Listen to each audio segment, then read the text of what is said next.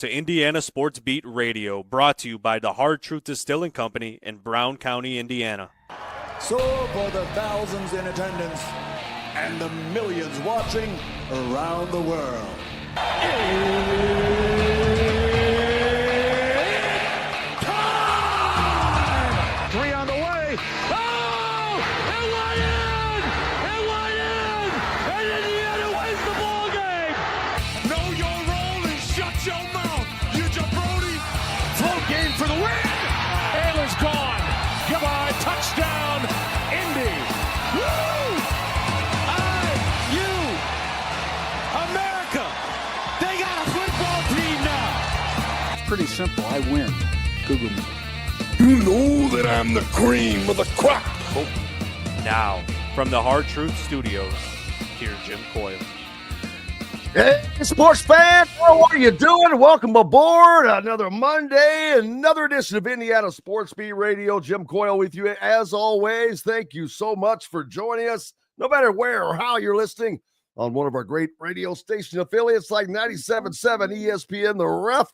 Always the right call in Evansville, up in the region on the voice of the region, 1230 AM, 104.7 FM. WJOB, and in Fort Wayne on Fort Wayne Sports Station 1380 The Fan. You've got it in the right place. Keep it locked there all day long. If you're following on social media, you know the routine. The same with Greg Rakestraw and ISC Sports, who joins us now. Greg, how are you, sir? Good morning, my friend. How are you? I am doing fine. Just a beautiful day out there, man. It's just stunning looking. So, unfortunately, I know that I will be here working all day. But other than that, if I was any better, I'd be Greg Rakestraw. I can equal that comment from yesterday. So we had a beautiful day here yesterday. Beautiful day all throughout the Midwest. I am calling college tennis for ESPN Plus. It's the one day a year I actually get to commentate on the sport, that I played in college as a Division II tennis player at the University of Indianapolis. And yes, I am in a studio in Indianapolis. I am watching a 60-degree day unfurl in Ann Arbor, Michigan. And I'm like, well, can't have everything.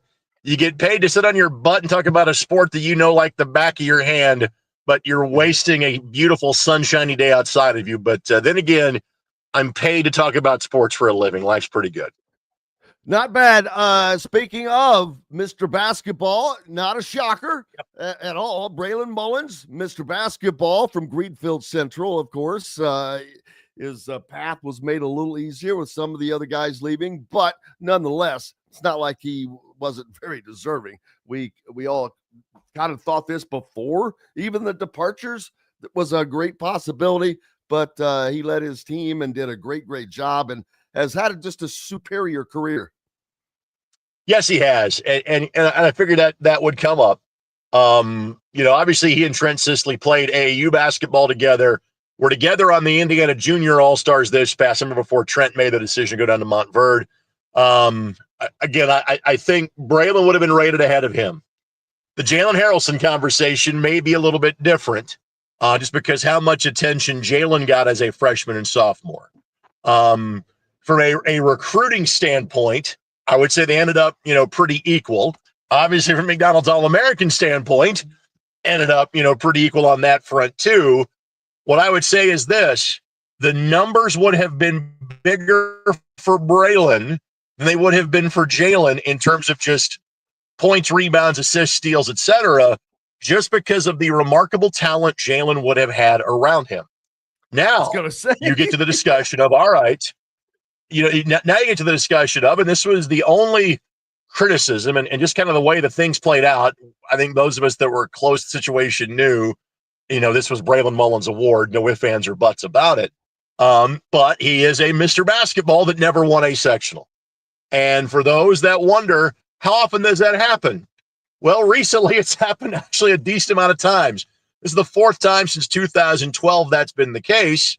Gary Harris, Zach Irvin, and Kyle Guy are also members of that club that were Mr. Basketball winners that couldn't get out of their sectional. And what is the common denominator of all of that? 4A Indianapolis sectionals. In other words, you can be on a really good team and be an outstanding player but yet because virtually everybody you play in one of those sectionals has Division I talent, at least the ones that are really good, it's not a guarantee that you're getting out of your sectional in this era when you're one of the best players in the state from the Indianapolis area. So, again, Braylon Mullins is absolutely a deserving winner. Had Jalen Harrelson stayed, and if it had been him, he would have been a deserving winner too. Frankly, if Sisley had stayed and he would have won, he's a heck of a kid and a heck of a player as well. I put him just a tick below those other two guys in terms of talent. And it's great to see this kind of talent coming out of Indiana, though, with Braylon, with Trent, with Jalen, and there are others as well. I don't want to shortchange Mark Zachary and guys like that. But yeah, what another good year for talent in the state of Indiana. It just goes to show you. And hopefully that continues as always. And kind of Jim, go ahead. Yeah, kind of Jim, to your point, there are, I think Braylon Mullins will get an NBA look at some point in time. I think Jalen Harrelson will get an NBA look at some point in time. I think guys like Mark Zachary, who's going to be on the All-Star team, and John Anthony Hall, who I think had he not been likely competing in the track and field state finals, would have also been on the Indiana All-Star team. Those two kids are going to play in the National Football League, 3, 4, 5 years down the road. We can kind of pay off a similar script with the NFL draft on Saturday, because Jack Kaiser, who won Mr. Football, gulp, 7 years ago, he was a 4th-round pick of the Jacksonville Jaguars. And a lot was made back in the fall of 2018 about Jack Kaiser winning that award over David Bell. And I tried to tell people, guys, the much bigger deal is that George Karlaftis wasn't a finalist, and they have now changed how they do that award because of that. And, of course, George can console himself by looking at each hand that has a Super Bowl ring on it, because he's got one for both. But those three guys that we talked about back then, Jim, Karlaftis, Bell, and Kaiser, all now, as I told people 6 years ago, would be Sunday players. And that is the case for all of them. And I think in this year's senior class, we have a couple of NBA guys and, frankly, a couple of NFL guys that are playing or were considered to play for the Indiana All-Star team. Which is remarkable, just in and of itself, because we're talking about elite level talent here. When you're talking about any professional league, NFL, NBA, it's elite. It's the elite of the elite. And so to reach that, man, it's special. And I just tell people, I like to go out and see games when you have the chance, because when you have these special athletes, you may not get a chance to see them again, because they may be gone to eventually an NBA team that doesn't come near you, or whatever the case may be. But see them now. See them when you can say, man, I saw that dude when he was a junior in high school. But I love and it costs you a lot less money to see him as a high school athlete too. $6 or $7, a little cheaper than what you'd pay to see him at the major college level, the NBA level as well. You can actually say hi to him also. Let's see. The All-Star game, the All-Star team is set as well. That, happened a few weeks ago. We didn't get a chance to talk a lot about that, but that will be coming up in June with the games, which I know it seems like a long way away, but the month of May is going to be so freaking fast. It's going to be, the month of May is basically run on the Indianapolis Motor Speedway, but that's just because this is Derby week. It's also the month of my daughter's college graduation, her birthday.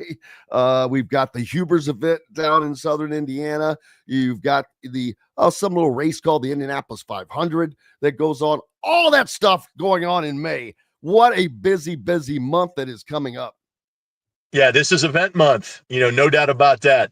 And so things will be hopping for sure. And as I tell people, this week for me is not too crazy.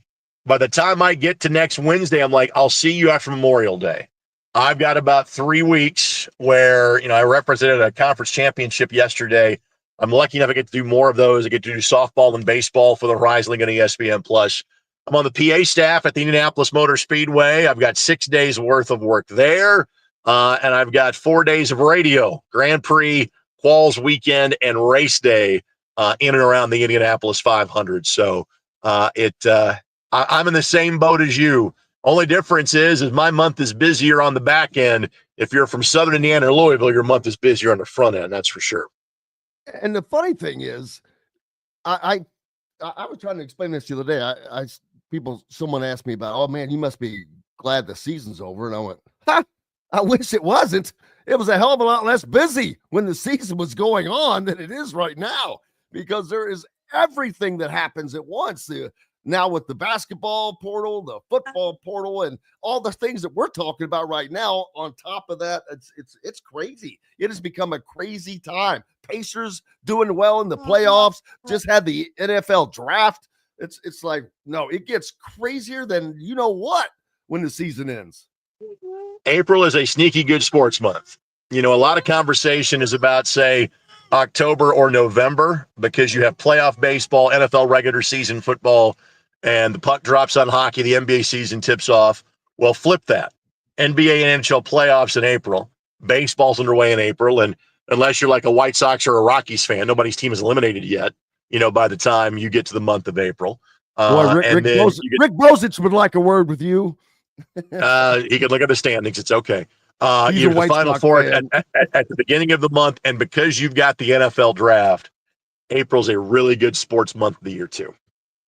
Yeah, let's see. Indiana had a couple players get drafted in the draft, and I think they had 6 players sign as unrestricted free agents. Purdue, I've not seen a report on those guys yet, but a lot going on there as well. So a lot of guys that from the area that now playing in the NFL, so that's good. But hopefully there'll be a lot more of that coming up. What is coming up next for you now? Little baseball and softball this week from a high school perspective. Indy 11 soccer coming up on Saturday night. But again, for me, this is where I get kind of one more week of chill, and then it is off the races with all things Indianapolis Motor Speedway and all things conference championships on ESPN Plus. And you referenced the Indiana All-Star Series. I'll have 4 of the 5 days worth of basketball, because it's now 5 doubleheaders in 7 days. So the Indiana Juniors versus the Kentucky Juniors at Charlestown High School, Sunday, June 1st. The Futures game for the best freshmen and sophomores on June 2nd at Fishers. The junior-senior game at Greenfield Central on June 4th.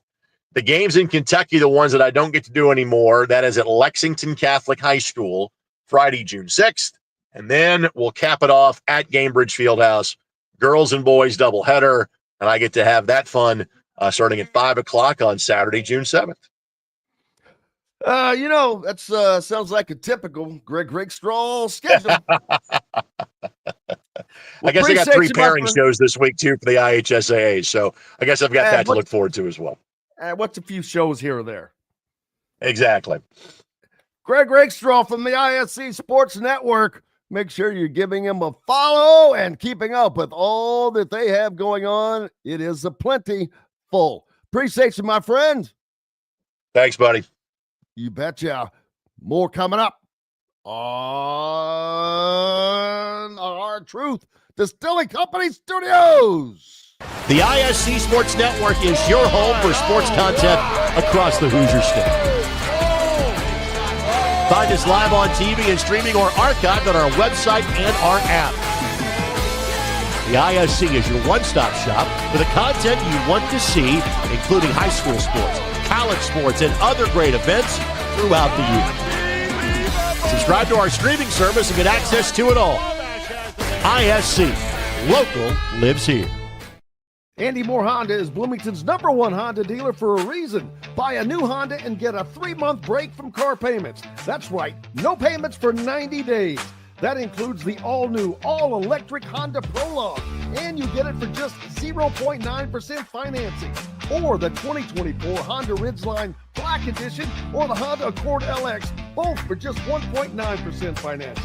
Get more to your door from AndyMooreHonda.com. Bloomington's #1 Honda dealer and your best place for new and used vehicles. If you're looking for a new home in the Indianapolis area, you need Cheryl Sizemore from Brick and Ivy Realty. Cheryl Sizemore has over 2 decades of experience, and that could be the difference in getting the home you want in today's tough housing market. Reach out to Cheryl at CherylSizemore@gmail.com or 317-701-0838. That's 317-701-0838. Let Cheryl Sizemore sell or find your new home today. Located on 325 acres in beautiful Brown County, Indiana, Hard Truth Distilling Company is the biggest and the best craft distillery around. While Hard Truth is already known for producing internationally awarded whiskeys and spirits like Hard Truth's sour mash bourbons, sweet mash, and hard road ryes, as well as their cinnamon vodka and the always popular toasted coconut rum. Hard Truth Distillery offers so much more. With a full-service restaurant, ATV, and distillery tours, as well as live music, you can spend an entire day at Hard Truth Distillery while making your entire family or group happy. And that's the Hard Truth. Hard Truth products are available across Indiana, as well as many other states. So no matter where you shop, if they don't carry your favorite Hard Truth product, tell them you want the truth, the Hard Truth. Hard Truth Distilling Company encourages you to enjoy all of their products responsibly and to never drink and drive. Welcome back to the Hard Truth Distilling Company studios on this Monday. Dustin Dopirak, the Indy Stars beat writer for the Indiana Pacers, who has graciously joined us a little earlier because he has been working his BUTT off, baby. Or I should have said he's worked his BUTTOFT.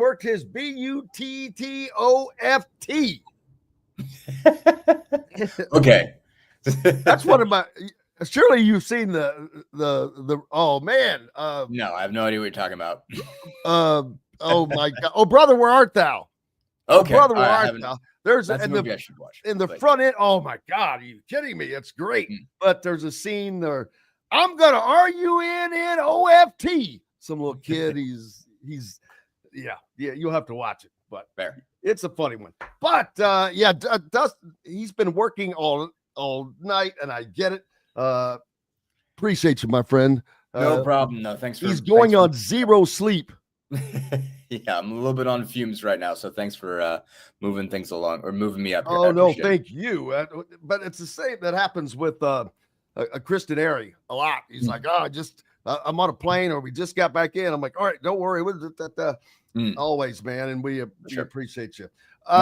Things going very well for the Pacers. Game 4 I thought was going to be a lot more of a test, and it would have been. Let's be honest. If Damian Lillard does not go down in the first quarter with what looked like it could be, I don't want to say. I hate saying the word Achilles.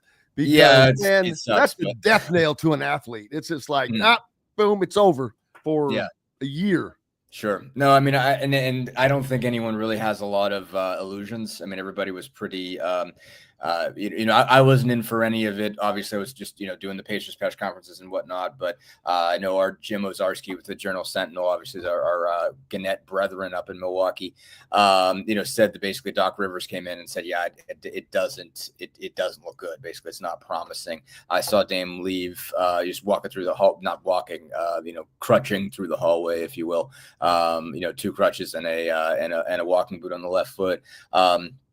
You see the video; it's reminiscent, I think, of the Kevin Durant Achilles rupture in the 2019 NBA Finals. Very similar video. So I mean, they obviously can't do an MRI. I don't think until today, and so I couldn't do it last night. Obviously, got to wait until 1. Somebody's there to do it. Swelling goes down, all those kinds of things. Generally, obviously can't do that in a locker room after a game, so you can't really confirm it.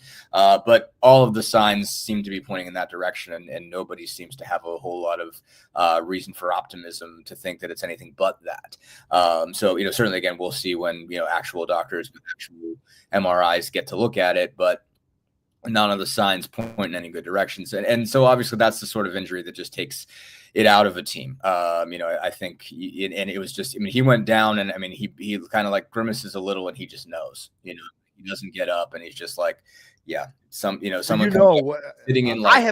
I've never had that injury, but No. I can guarantee you, if it happened, I would know instantly because you know exactly where that you're like, there's nothing else there. Right. I mean, everything. What's fascinating is you hear kind of the same stories, and it's almost like this weird mystery is that, and anyone who's had one says it feels like you got hit in the back of the leg by an object that came from behind, and then you look back and there's nothing there. And that's the time when you freak out. Is that I think I talked to a doctor because the Pacers had two centers, James Wiseman and Isaiah Jackson, at the beginning of the year that had Achilles tendon tears, and they're like sometimes when this happens, basically like some universities will market their doctors and say, hey, if anyone wants to talk to these guys about what this means, they obviously haven't looked at them, but they're willing to talk about how an Achilles tendon tear works or something like that. And I talked to one who one is a doctor who works in these things, and two had one, and he said that was exactly how he felt. He felt like someone took a baseball bat to the back of his leg, and that's the feeling. And he said, like I even noticed with the two guys that happened with the Pacers, they looked back as though they had been hit and realized they weren't, and they knew instantly that that's what it was. And so Dame had that look. Dame had, I didn't see him look back. But again, he was just down in a way that just said, I know I don't have any illusions either. Non-contact injury, man. Anytime you have a non-contact injury, it is usually not good. Bad. Yeah, generally bad. And it was odd, I think, kind of in the kind of narrative sense that you saw several injuries you've seen several injuries really in these playoffs, where you've seen somebody go down and you think for a moment, oh, this is going to be a real problem. And then they get back up. And, they go to the locker room for a little bit and they come out and they look great. And it hasn't been the case for everybody. John Morant comes down hard and it looked like he got broken in half. And obviously he doesn't return. But I mean, Jalen Brunson on Sunday, looked like he dinged up the same ankle that he had problems with at the end of the year. He comes back and has just a phenomenal close to that game. And the next win, game 4 over the Pistons. That was fantastic. But, and Anthony Edwards went down for a little bit. Looked like he was grabbing his knee. Thought that might be a thing. You've seen some other injuries like that. But in this case, Lillard was down and he knew he was down and knew that was pretty much the end of it. And you saw just the life go out of the Bucks, really. I mean, they fought for a while, but Pacers just always seemed to have a better sense. I mean, they really did a good job of responding to all the problems they had in game 3. Really good ball movement, better defense. Miles Turner and Tyrese Halliburton both had shaky game 3s, really good game 4s. Aaron Nesmith played terrific, had just a massive block at the end of the third quarter that really kind of stopped this, a bit of a Bucks run from getting any better. And that was a pretty big time play. So just everything kind of went wrong for Milwaukee and right for the Pacers, and they're up 3-1 with a chance to clinch on Tuesday.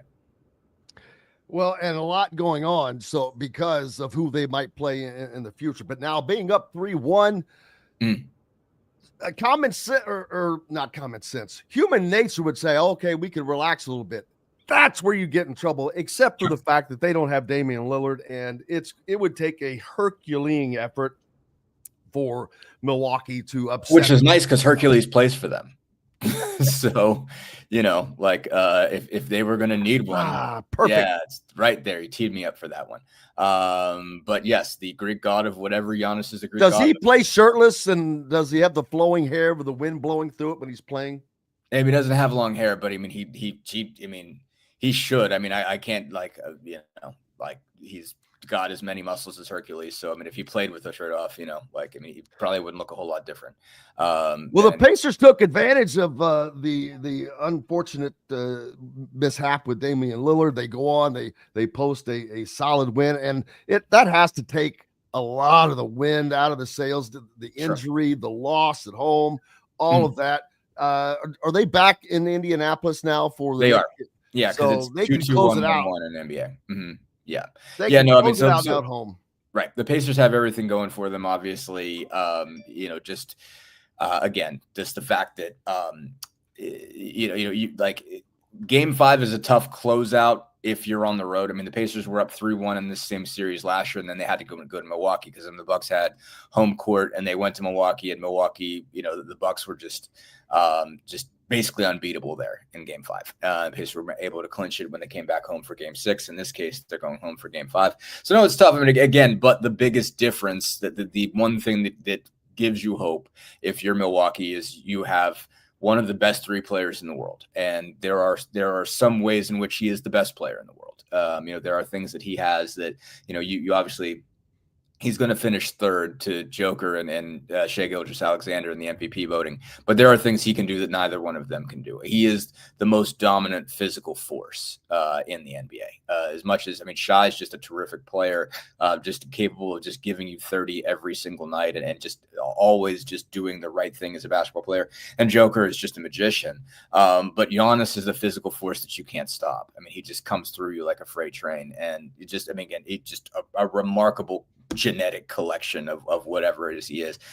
He is a beautiful athlete to watch. I have to say, he is remarkable. He's incredible. You're just in awe sometimes. There's some things that he does that you cannot defend. Rick Carlisle called him impossible, and that's the best way to describe it. There was one spin move he had against Aaron Nesmith in these playoffs that he just turned around him and it basically his kind of spin move. In the lane is he covered the same distance side to side as you and I would if we jumped. And that's how much kind of space he takes up and just how well he can just turn and get to the rim. And he's just incredible. And so it's just you just try to make his life as hard as you can and know that making his life as hard as you can means he still gets 25, or still gets, 28, 15 and 6. They put as many bodies on him as he could. And he still puts up a stat line that's utterly incredible. It's kind of like watching one of those high school games where one team just has a superstar and the other they've team got an NBA player on him. Right. And they've got an NBA player and the other team doesn't. And you just hold on for dear life and hope that whatever he gets isn't enough to beat you. And that's really where it is. And so, that means, he could, and with Dame out, I think that actually was an adjustment for the Bucks, because he'd been playing point guard with Lillard out because Lillard was out with the deep vein thrombosis. And so it's in a way it's more deflating because he came back, because he had to gut it out and really, that's a life-threatening condition. Basically that's blood clots in your leg. And, they managed to get that fixed up. And he came back and played and then hurt the other leg. It's not the same one. that would be legitimately terrifying if you tore an Achilles in the same leg where you had deep vein thrombosis. I don't even know what happens then. But that's not the case. It's the opposite leg. But still, Giannis had been running the point guard. And they're not an undangerous team with Giannis running the point and doing everything because he's just that dominant. So it is not over on the basis of Giannis. There's again, he is the NBA's Hercules. And if there's one person who can do this, it's him. So, the Pacers have to know this. But again, they have pretty much over when the Germans bombed Pearl Harbor. Surely you know that one. What's that? Surely you know that one. Oh yeah. No, I've seen Animal House enough times, and I'm also. It's always the best when somebody makes that joke on Twitter and nobody knows what they're talking about, and you're like, "It wasn't the Germans." Oh Jesus! That's like watching those kids. My favorite videos when they get a rotary phone and they hand it to some kids and they say, "Hey, dial this number or call this number." Call this number, and they just they pick up the receiver, they turn it over, put it back down, they'll punch it. It's funny stuff. So the Pacers get to come home with the opportunity to close out the first series at home, which is nice, which they'll celebrate. But this is early on, man. This is the first round. You got work to do. Not only that, but who they play is being determined on the. It'll probably be over tonight. The Knicks, no, the Bucks. No, the Cavs. The Cavs are up 3-0. The Cavs are up 3-0. I was going to talk about the Knicks with the Celtics. So it'll be Knicks Celtics if they close out. They're both up 3-1 in that series. But the Pacers are looking at Cleveland, and Cleveland looks great. Obviously they're facing a Miami team that was the 10 seed coming in. Obviously they were going to sweep them. So that's not a shocker. No. But when you sweep somebody in any professional league, you're like, oh man, that team's on a roll. Yeah, it's so they're coming in and they look good. It's just basically I think when you're in Cleveland's position and you're coming off this special of a season, basically, I think you come in thinking, you're a little bit concerned that the shoe is going to drop, like, because everything's just gone so well. And you're just a little worried. I think, last year, obviously they were a 4 seed, got beat by Boston, when they were supposed to, basically in these, they met them in the Eastern Conference semifinals. The Pacers met them in the Eastern Conference finals. It was just a question of when were you getting Boston, last year. It was how far you were going to make it. And now they come in with real expectations, and they have to come in believing that they can, that they can get to Boston and beat them. If you're the Cavs, they had posted the second best record ever. And obviously, every other one in that list had LeBron James on it. And so, they're performing at an incredible level. I mean, there's one LeBron team that won more games. I think it was actually the one that didn't get to the finals, but still, that's what they're up against there. And a lot of pieces have come together for them. And so, you'd think maybe first round, when it's gone that well, you might have a game where, like everything doesn't go well, but they haven't. They've just pretty much rolled through the heat. Just absolutely blasted them yesterday afternoon, and all the pieces seem to be coming together because they've got depth. I think their top 4 are really good. Donovan Mitchell, probably been the 3rd best player in the East this year behind Giannis and Tatum. And he's been terrific. Evan Mobley has made a big time leap. He was, obviously certainly top recruit, top draft pick, 6'11" guy where it's all coming together. Defensive player of the year, great shot blocker, good, pick and roll switch guy, learning to shoot, just shooting the ball from outside now, can handle it on the outside, and certainly is a problem around the rim. Jared Allen, just a really solid 5-man. Darius Garland had a really good season. Then you got all these shooters after them. DeAndre Hunter is a terrific wing coming off the bench. Ty Jerome made a big leap this year. Reminds you of that guy that won a national title in Virginia, and he's just been awesome. Made a really good case for didn't win it, made a good case for 6th man of the year. Got beat by Peyton Pritchard, but he's basically they've been terrific. Just like all cylinders pumping for those guys. And so it's like, all right, that's a tough one. And obviously you got to start that one on the road. The home court advantage goes away when you're the 4 and you go in to play the 1. So if they're able to put this one away, it'll be an earlier start. If they both, if the Cavs win Monday and the Pacers win Tuesday, then you're looking at this thing starting this weekend as opposed to, next week sometime. So they're going to jump right into it. And, again, Cleveland will be rolling. And Pacers will have to feel really good about themselves, but Cleveland looks terrific. They are playing like a team that deserves to be in the NBA Finals. And so, we'll see if that actually happens. And I think they know the Pacers can push them, which, says something good about the Pacers. But on the flip side of that is tough because, the Cavs know they're in for something. They had a weird season series, obviously, this year. The Pacers had a dramatic comeback against them in a game where Ty Halliburton went out at halftime with a groin injury. The Pacers had a massive comeback to win that game on the road, and they come back and lose at home. They played 2 games, though, in the final week where the Cavs didn't play their starters either game. So, I think it ends up being, I think, a 2-2 split. Or no, actually, it was 3-1 Pacers win it. But, you can't derive anything from that because those last 2 games basically didn't count. Yeah. Brian's saying it best. Hey, congratulations. You beat Milwaukee. Here's your reward. You get to play one of the hottest teams in the NBA right now. NBA playoffs, man. When you're one of the last teams left, there ain't no easy roads. Right. It's not like you get ask Detroit about that. They have a bone to pick with the NBA as they're playing the Knicks right now. They were down 2-1 and a game that seemingly they had a legitimate chance to win. As the last shot goes up, a foul is not called. I love this. After the game, the official said, we screwed that up. They should have called foul.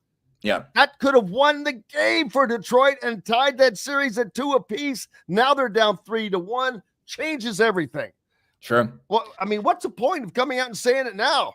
Most people knew it at the time. You have to say it. Well, because I know, but I'm just being facetious because it seems like everybody on the planet. Why is it in a situation like that where everybody on the planet, something is pretty obvious? If you don't blow the whistle, you can't review. There are some things you can review. I thought that that's right. I get it now. Just because nothing was called at all.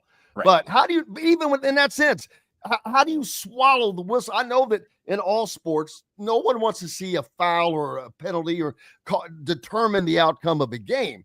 Right. But at the same time, you don't want to see a foul that's a legitimate foul that's not called determine the outcome of the game. Yeah, I mean, we had a debate about this in the locker room today, and like it wasn't on the record debate, so I'm not going to say who said what. Right. But there was I guess the question, because it's basically just like, okay, like it is a situational deal, and comes back to that theory of, some people are on the side of you call the game the exact same way at every point in the game.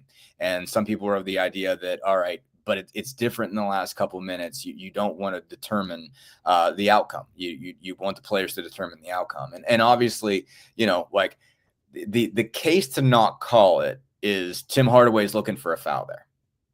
Like he knows he's in trouble. He gets the ball in the corner. There's like no time left. Josh Hart's coming in his direction.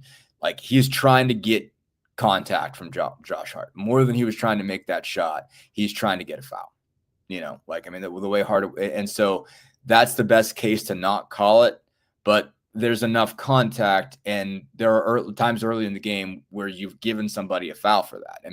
But at least in one case, the Pistons got a foul for that, got the bonus of like Dennis Schrader got Miles McBride to jump, and then he leaned into that and got some contact and, got to the line for that. And you get rewarded. Like guys, Luka Doncic does that all the time. Jalen Brunson does it plenty. If you can get somebody off their feet, just lean into them in such a way that you make bodily contact. They're not in legal guarding position, so you can get a foul there. So like that, the case that I heard made that's why you don't call it is that. And so now there are a lot of people that were in the same debate that were saying like no, and like also too. Certain members of the Pacers were just like, you think if we did that, they wouldn't call it? You think if that was us, they don't call that foul? I think they call it if it was us. I think it's different when you've got New York across your jersey and a monster giant, media market that will be watching all of your games as long as you're playing, and stuff like that. And so there's, that's basically, that's the entirety of NBA conspiracy theories, is that everything is being done to prop up the big markets, which I have no idea is true or not, but that's certainly widely held belief, in the league and among people outside the league and watching the league and all that kind of stuff. So it's tough. Like obviously this doesn't matter at all, because I say this all the time. I'm the worst press box official in this or any league. But I didn't think it was a foul on first glance. Then you see the replay and it's obvious that it was a foul. There's clearly enough contact there to justify a foul. And obviously, again, if the official said, yep, should have called that one, you can't really argue against that at that point. But I guess I get it, not blowing the whistle live. There was a late regular season game this year where Russell Westbrook got called for, kind of sticking his hand in somebody's chest, and that was a 3-shot foul, and that determined the game. But that's a regular season game. Saw something again. It was very similar. It's pretty obvious because he's got it an outstretched hand into a guy's chest, and that looks a little bit worse. But still, the Knicks absolutely benefited, but that was a pretty wild game, and there was a lot of stuff not being called, stuff being called. That was a very, very physical game. It got really grimy, very, very 90s type of grimy. Knicks Pistons kind of fits that. But yeah, no, at the end of the day, the Pistons have legit gripe for feeling like they got one stolen from them. Yeah, and there's nothing they can do about it other than win, baby. Wins. That's all you can do now. Hey, let's take a quick break. The great Dustin Dopirak from the Indy Star, the Indiana Pacers beat writer for the Star, with us right now. Plenty to get to. We'll be back with more from the Hard Truth Distilling Company studios on the other side of this commercial break. Know a team or group needing a fundraiser? Boost Fundraising raises more money faster and offers the most unique and user-friendly online fundraiser in the nation. Your team receives personalized fundraising pages for each team member. Free team-branded promo gifts shipped to each donor. Boost Fundraising does it all. Sports teams, marching bands, charity causes, and community groups. Go to boostfundraising.com and be sure to enter the promo code COYLE, that's COYLE, to receive a discounted fundraiser. Located on 325 acres in beautiful Brown County, Indiana, Hard Truth Distilling Company is the biggest and the best craft distillery around. While Hard Truth is already known for producing internationally awarded whiskeys and spirits like Hard Truth Sour Mash Bourbons, Sweet Mash, and Hard Road Rye, as well as their cinnamon vodka and the always popular Toasted Coconut Rum. Hard Truth Distillery offers so much more. With a full-service restaurant, ATV, and distillery tours, as well as live music, you can spend an entire day at Hard Truth Distillery while making your entire family or group happy. And that's the Hard Truth. Hard Truth products are available across Indiana, as well as many other states. So no matter where you shop, if they don't carry your favorite Hard Truth product, tell them you want the truth, the Hard Truth.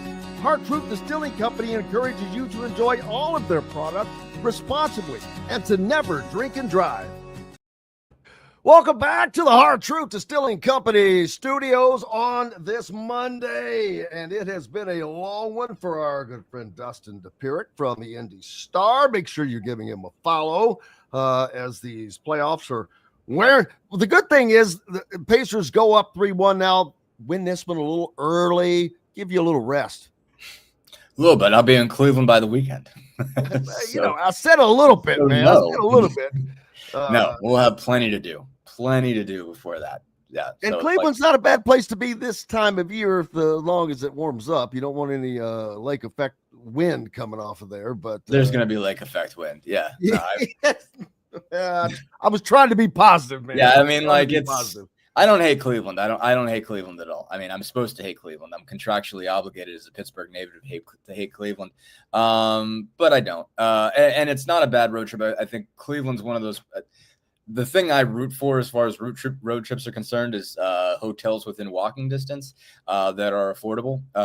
And Cleveland has them, so that's nice. And so, that's helpful. And it's not a bad town, and again, I just think it could be a really fun series. This Cavs team's fun to watch. I do think the Pacers are going to push them at least a little bit. But yeah, no, man, I think it's going to be an interesting series. You're going to see if Cleveland is ready to make this leap, if they're, if they are in fact, or are the Pacers ready to make the leap? Yeah, no, exactly. And they'll both be in that case. Now, obviously, whoever wins, is probably looking at Boston again.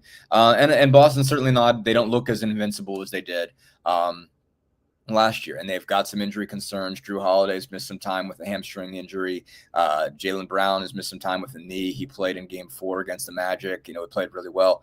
But they are, they're missing some guys. Kristaps Porzingis has been a little bit dinged up, so, not quite the juggernaut they were, last season. So it'd be interesting to see, whoever comes out of there, do they have a real, how good is Boston basically? I mean, to me, the juggernaut is Oklahoma City at the real end of the line, just basically out west. They look terrific to me.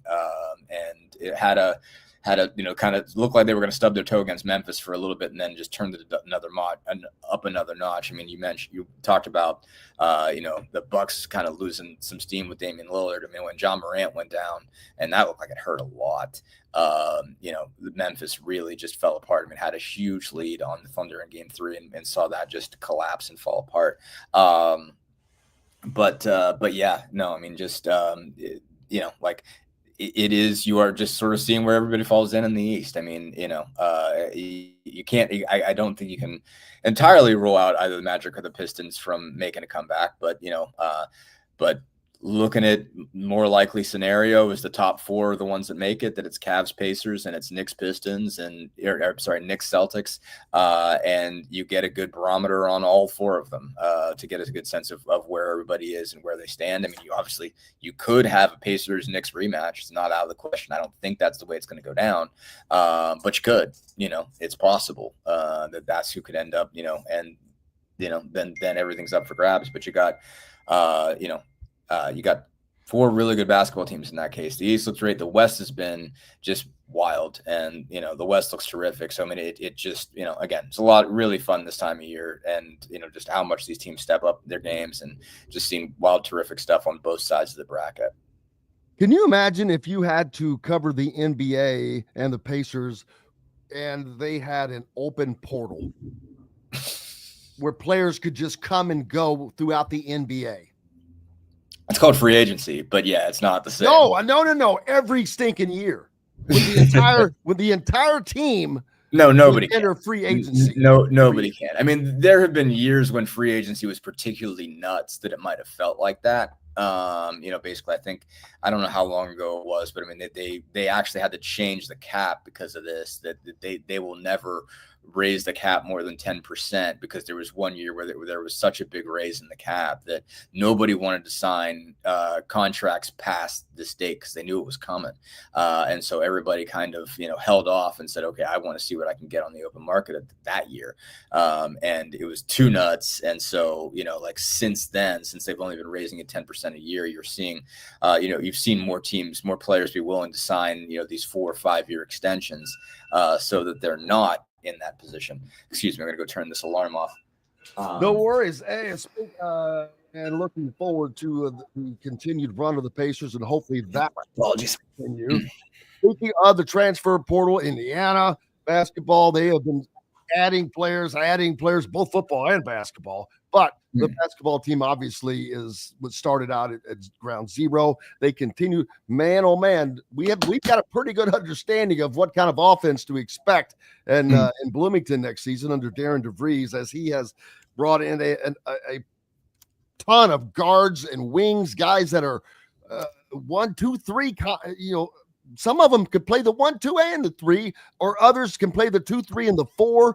A lot of I hate to use the word positionless basketball, but in essence, that's what you're going to see a lot more of: spacing, passing lanes, movement, shooting, motion offense. And boy, he's bringing the players in. Still needs a big or two, a mobile big or two. I know that they're looking at some guys, but the bigs right now are the offensive linemen of the portal.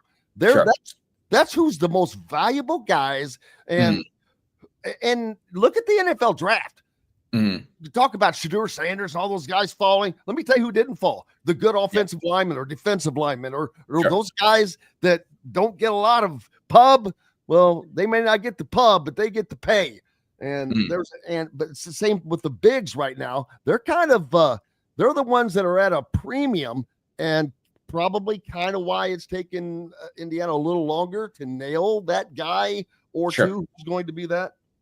Yeah, no, I mean, it comes back to like, and I remember I heard this when I was covering the CAA. They always made this point that like the lower leagues, it's tough to get bigs because there's just only so many. There's just only so many humans that are like 6'9" or taller. At the end of the day, and for obviously there's always enough to populate the NBA. There's always enough to generally populate the biggest conferences.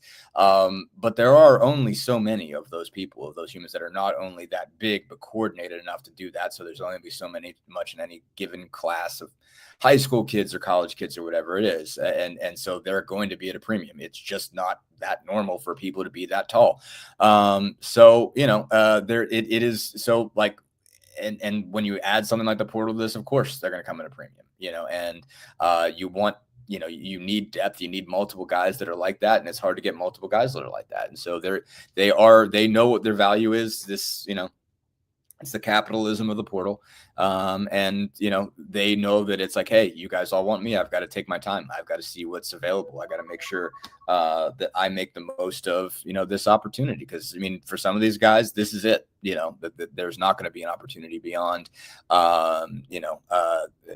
college basketball, make a whole lot of money. Even if there's an opportunity, a lot of them are going to play in Europe for, something that's manageable, but not big time cash. And so it's like this is when you're probably at your most marketable that you're ever going to be. So you got to strike while the iron is hot and take the money that's there. So it makes sense to take your time. Whereas some of the guards, like you might the musical chairs is going, you got to sit on one so that they don't get taken away. There's less opportunities and in that case, so you got to jump on whatever you can get. But yeah, I going back to your kind of initial point, I mean, I just what we continue to talk about Mike Woodson was, it just doesn't seem like there's a kind of wholly just a total system there.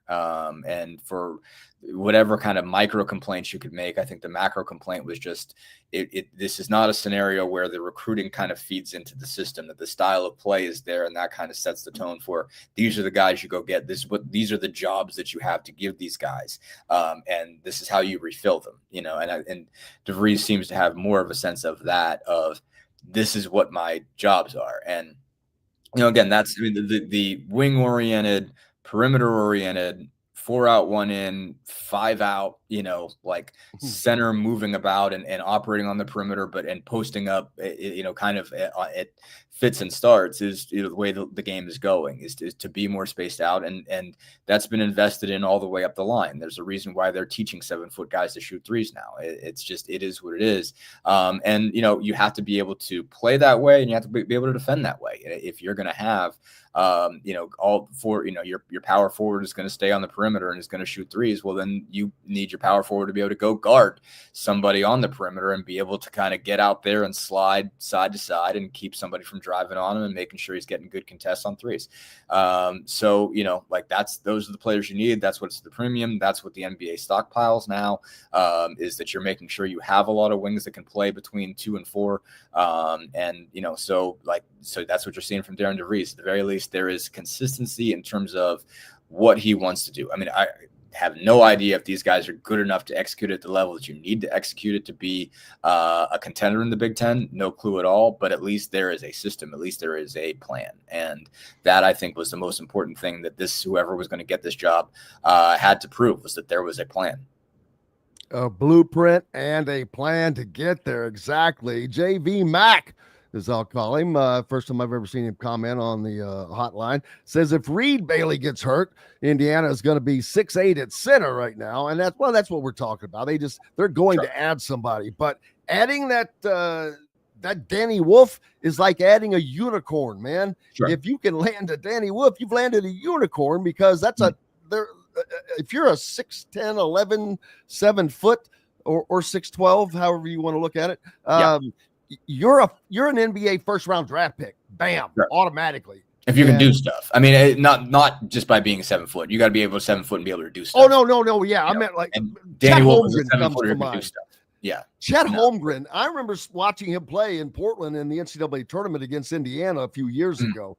And I was amazed because he was pretty thin, didn't have a lot of meat on his bones. Remarkably thin.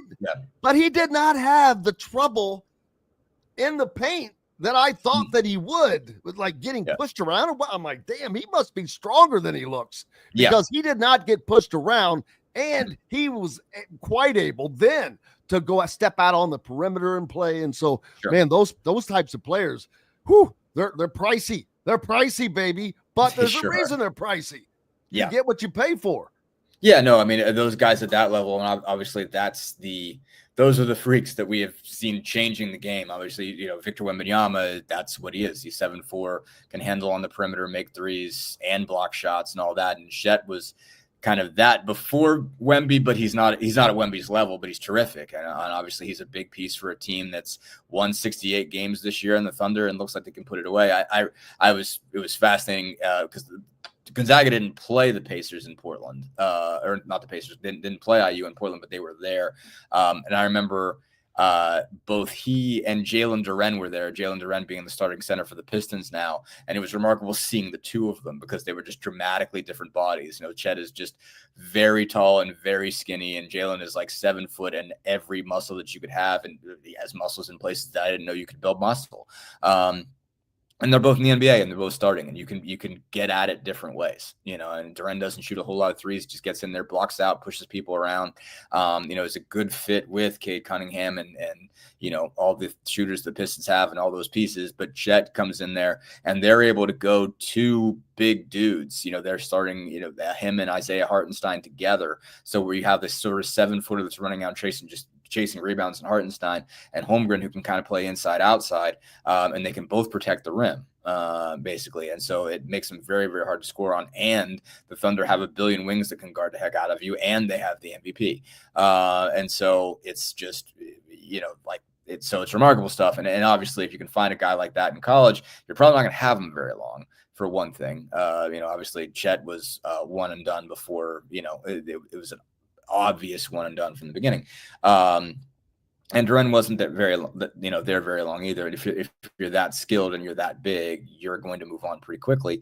But sometimes it takes a little while. Obviously, it took at least a bit for Danny Wolf. I mean, Danny was apparently he's going to the Pacers in at least some couple mock drafts I saw. But yeah, no, I mean, and you're like. It is okay to be smaller a little bit at a touch smaller at the 5 than it used to be. If you are 6'9", 6'8", and you've got a lot of length, you can live with that. It's more doable these days than it used to be because they do kind of require you to have skill also.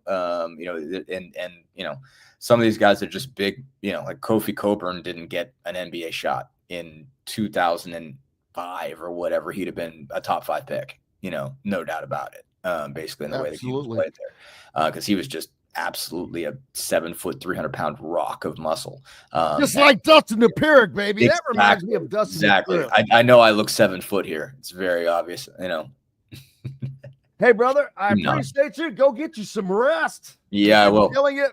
We appreciate you so much. Thank you. Appreciate you, Jim. You have a good one. Dustin Dopirak from the Indy Star, the Indiana Pacers beat writer, joining us as he does each Monday as the Pacers are rolling on, as are we, after these messages.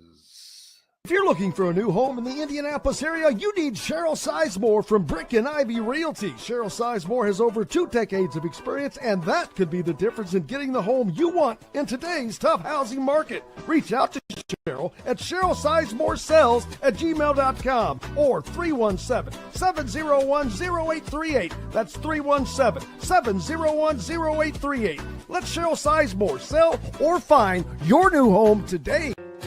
Located on 325 acres in beautiful Brown County, Indiana, Hard Truth Distilling Company is the biggest and the best craft distillery around. While Hard Truth is already known for producing internationally awarded whiskeys and spirits like Hard Truth Sour Mash Bourbons, Sweet Mash, and Hard Road Rye, as well as their cinnamon vodka and the always popular Toasted Coconut Rum. Hard Truth Distillery offers so much more. With a full-service restaurant, ATV, and distillery tours, as well as live music, you can spend an entire day at Hard Truth Distillery while making your entire family or group happy. And that's the Hard Truth. Hard Truth products are available across Indiana, as well as many other states. So, no matter where you shop, if they don't carry your favorite Hard Truth product, tell them you want the truth, the Hard Truth. Hard Truth Distilling Company encourages you to enjoy all of their products responsibly and to never drink and drive. When it comes to apparel and promotions, Freethink has you covered, literally, whether it's 24 or 200 shirts for sports leagues, businesses, or groups. Freethink Apparel and Promotions can also create your very own merchandising store. Freethink Apparel and Promotions did it for Indiana Sports Beat Radio, and they can do it for you. Whether it's screen printing, embroidery, digital printing, promotional products, vehicle wraps, or anything else under the promotional line. See what Freethink Apparel and Promotions can do for you at freethinkapparel.com. Welcome back to the Hard Truth Distilling Company studios on this Monday. Glad to have you along. Thank you so much for joining us. Just finished up with Dustin Dopirak and had Greg Rakestraw before that. We're going to have a special guest today. I'm sure you've been waiting for that.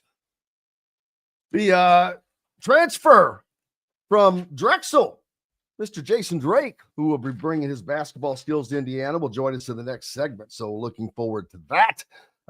Lots going on, too. It is Derby week. Haven't been able to talk about that yet. We've had so much to get to today, but it is Derby week for those living down in the southern Indiana area, of course, into Kentucky there.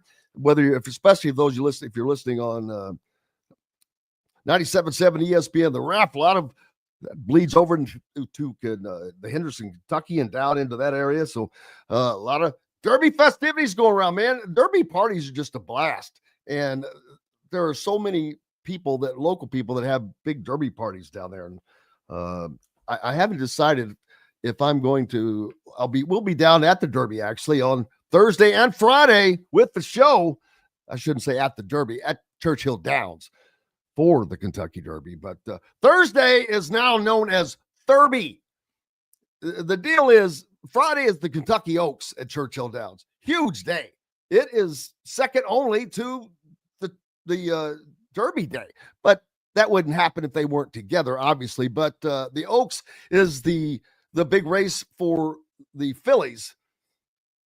And then anybody can enter the Derby on Saturday. But the second biggest crowd that they get, of course, is for Oaks. But it used to be Thursday was known as the Locals Day, quote unquote Locals Day. That's when the locals would go out because Churchill Downs kept raising prices and doing things that were money oriented. And I'm not blaming them. I mean, you got to make money make hay when the sun shines.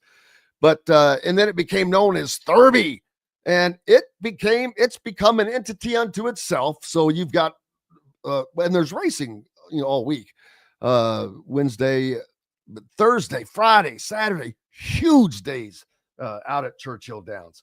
You've got Indianapolis going on right now. Practice has started, all kinds of things happening up there. That goes on for the entire month before it culminates in the running of the Indianapolis 500. This is the 151st running of the Kentucky Derby. Was there last year for the 100th, and we've been there every year for a long, long time. But looking forward to that. Looking forward to the annual playing of the Kirk Haston. I don't even know what to call it, but when I first started doing the show back in 2017, I don't remember what year this was from, but it had to be probably 2018, maybe. I'm going to guess it was 2018. Had Kirk Haston on the show. I did a show that was strictly Derby oriented, but it was all IU people. Had Coach Bill Mallory on with us, but it was quick hits, a bunch of quick hits. And all they were supposed to do is give us their Derby pick, maybe why, and that was it. And then, boy, we'd move on. There was no interviews, anything like that. It was like a ton of people. James Blackman, I can't even remember who all had in that line. But Kirk Haston was one of them.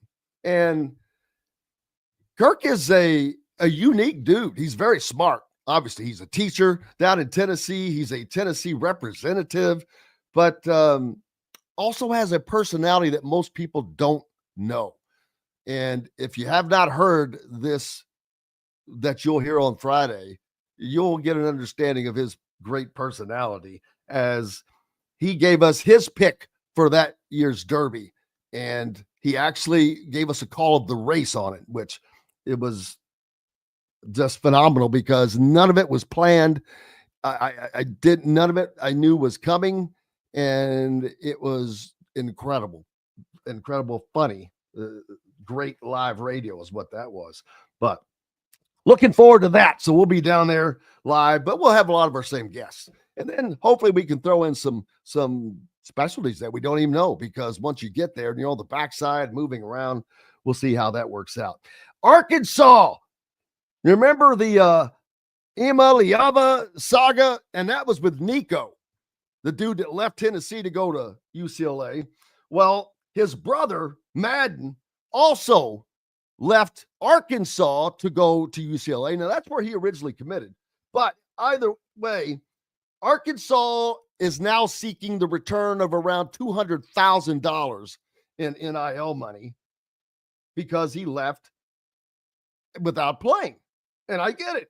That shouldn't even be a question. You should have to return the money. You haven't done anything. So we'll see how this works out, because it's either, if it goes to court, there will be a precedent set. But I think that there has to be rules set on this. I mean, it's common sense to me. Does common sense not work anymore for people? Hopefully so. I don't know what just happened there, but hey, yeah, common sense, not the thing that seems to be ruling the roost anymore, but hopefully that continues. We'll see. We'll follow that and see how that continues to play out. CJ West, Curtis Rourke, both selected in the NFL draft, and by the same team, no less, as the San Francisco 49ers pick up CJ in the 3rd round, and Curtis Rourke in the 7th round. So that'll be cool. He was the first Canadian to be taken in the NFL draft since Jesse Palmer in 2001. That's an amazing stat that I did not know was. First of all, I did not know that Jesse Palmer was from Canada. So you got that going for you, which is nice. 6 other Indiana football players taken as undrafted free agents. Linebacker Jalen Walker went to the signed with the Raiders.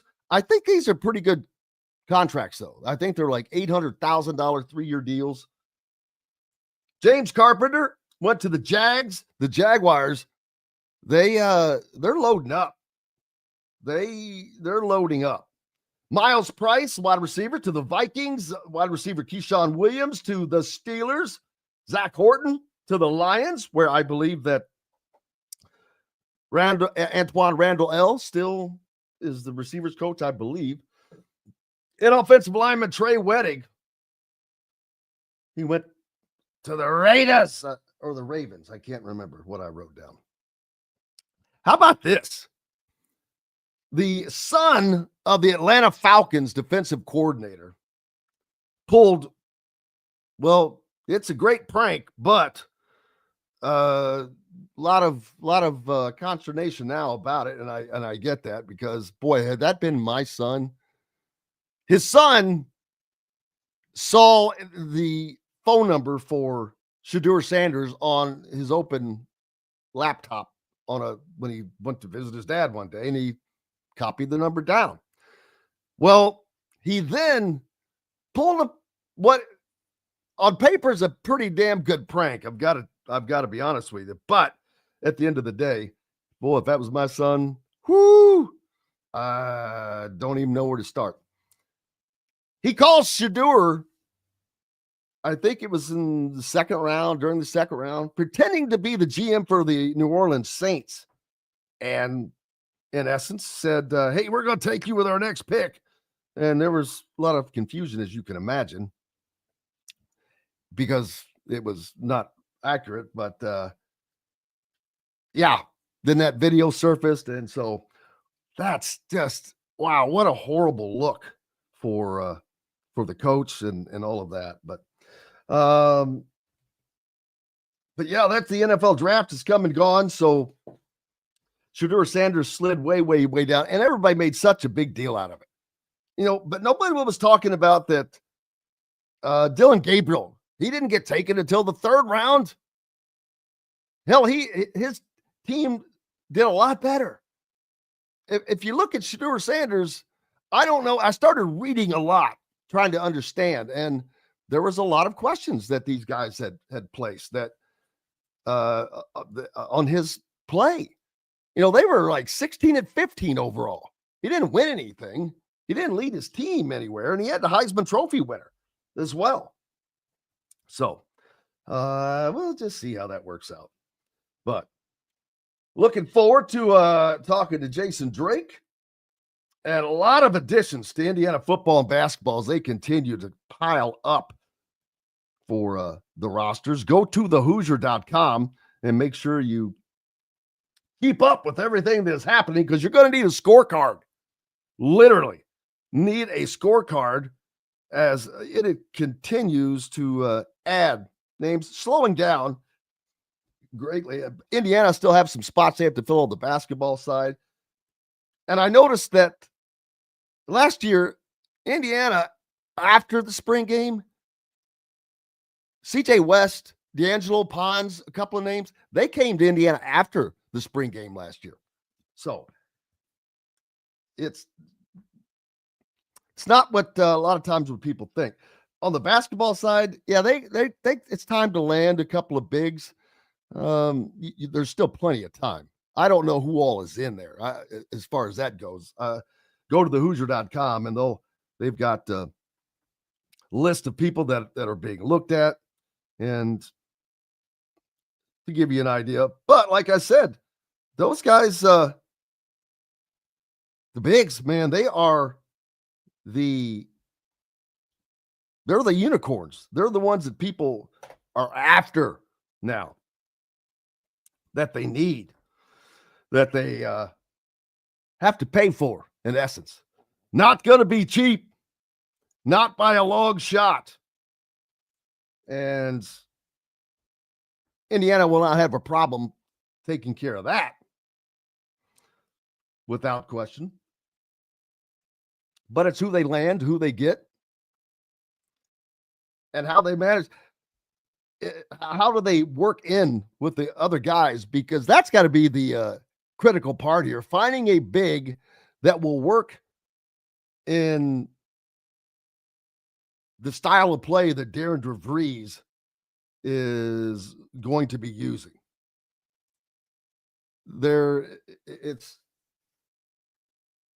It has to be a guy that is elite. It has to be a guy that will work into the style and not stymie what they are trying to do. Of course, that would seem like that goes without saying, but doesn't always. We'll check out what all happens next as that stays open for quite some time. And the names will just continue to go in. Well, there was some other things I wanted to talk about besides it being Derby week, which is fun. Looking forward to that. Let's see. I mentioned the undrafted free agents and that. Anybody, do you go up to the events at Indianapolis? Lots of things going on over the next month to take in. And a lot of people don't do that when you're local. I did the same. I was always the same way. Also. And you miss out on so much by doing that.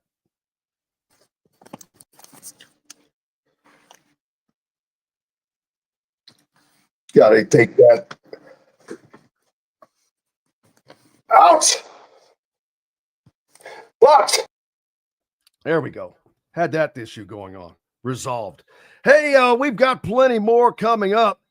We'll see you on the backside when we come back to the Hard Truth Distilling Company studios right after these lovely messages from the people. I hope you are supporting. That's right. Don't forget to go out and support our sponsors, no matter where or how you live. If Hard Truth Distilling Company, make sure you stop by and visit. They could sure enjoy your company. We're back with more right after this. The ISC Sports Network is your home for sports content across the Hoosier State. Find us live on TV and streaming or archived on our website and our app. The ISC is your one-stop shop for the content you want to see, including high school sports, college sports, and other great events throughout the year. Subscribe to our streaming service and get access to it all. ISC. Local lives here. Know a team or group needing a fundraiser? Boost Fundraising raises more money faster and offers the most unique and user-friendly online fundraiser in the nation. Your team receives personalized fundraising pages for each team member. Free team-branded promo gifts shipped to each donor. Boost Fundraising does it all. Sports teams, marching bands, charity causes, and community groups. Go to boostfundraising.com and be sure to enter the promo code COYLE, that's COYLE, to receive a discounted fundraiser. If you're looking for a new home in the Indianapolis area, you need Cheryl Sizemore from Brick and Ivy Realty. Cheryl Sizemore has over 2 decades of experience, and that could be the difference in getting the home you want in today's tough housing market. Reach out to Cheryl at CherylSizemore@gmail.com or 317-701-0838. That's 317-701-0838. Let Cheryl Sizemore sell or find your new home today. When it comes to apparel and promotions, Freethink has you covered, literally, whether it's 24 or 200 shirts for sports leagues, businesses, or groups. Freethink Apparel and Promotions can also create your very own merchandising store. Freethink Apparel and Promotions did it for Indiana Sports Beat Radio, and they can do it for you. Whether it's screen printing, embroidery, digital printing, promotional products, vehicle wraps, or anything else under the promotional line. See what Freethink Apparel and Promotions can do for you at freethinkapparel.com. Welcome back to the Hard Truth Distilling Company studios on this Monday, and looking forward to the rest of this week. It is Derby week, and not going to lie, having a little technical issue right now, trying to get the interview with Josh set up, or Jason rather, but that is not working out at the moment, as we just had a failure go on here. But oh well, you keep on rolling on in life, right? So we'll keep doing that. Indiana basketball, football, adding players as we go along. As I talked about, one of those is Jason Drake, the transfer from Drexel, and looking forward to getting him on. And hopefully this problem will fix itself here in a little bit. But until then, we'll do what the Queen said back in the day. Carry on with a stiff upper lip, right? And we'll continue to do that. How are things going with you? What's your week set up like? It's Derby week, and I know that for a large part of the listening audience, that doesn't mean a lot. There's a great deal of you that are down in southern Indiana area, even down into Kentucky, that follow us each day. And I know you will be participating in it, but a busy month of May is stuff coming up, like I said, with Indianapolis as well. And looking forward to all of that during this month. It's bookended. The Derby is at the very front of the month of May 3rd on this Saturday, first Saturday in May, as always, Indianapolis at the end. So, and a lot going on in between, as we'll be covering it all and coming to Churchill Downs, coming to you from Churchill Downs. We'll do the same from Indianapolis as well when that rolls around. So looking forward to that, as it is just a great sports month for the state of, well, not just the state of Indiana, for this region. And as basketball continues, we've got the All-Star game that, bam, and then June hits, all the All-Star stuff, the Kentucky, Indiana All-Stars hit. And then July rolls in. It's Big Ten football media days happening out in Las Vegas. We'll be out there as well. So looking forward to being able to do all of that and bring it all to you as well. As Indiana football entering year 2 of the Kurt Cignetti era. And I think, like I've said many, many, many times, I think that they're set up to they're in a better position this year than they were last year. Now, that while I say that they're going to have a better team, I have also said it the whole time that they will may not necessarily have a better record because their schedule has ramped up. But it's going to be interesting to see how it does end up happening. What are your thoughts? Seriously, not as just a super fan, but what are you thinking that the results may be? They've added the pieces they've needed to add in the offseason, and it's just the type of guys that they want to add. The defense has a lot to live up to from last year, as does the offense. But I think that the offense needed a little more boosting than the defense did. But I think that they've done that. They've shored up the offensive line. They have added running backs room. As a matter of fact, I saw that Indiana just had a visit from a 4-star running back that loved his time at Indiana visiting. And those are the kind of guys that Indiana are going to start landing. There's no doubt about that. And that's only going to increase what they do. But you have to. If you're going to compete with Ohio State and all of those guys, and I know that it's not really even fair to think of an Indiana or someone like that competing on that level as the Ohio States, because they have advantages that many, many schools like Indiana don't have. the size of their stadiums, the money, added money that comes in. They make more money. They'll have more NIL money.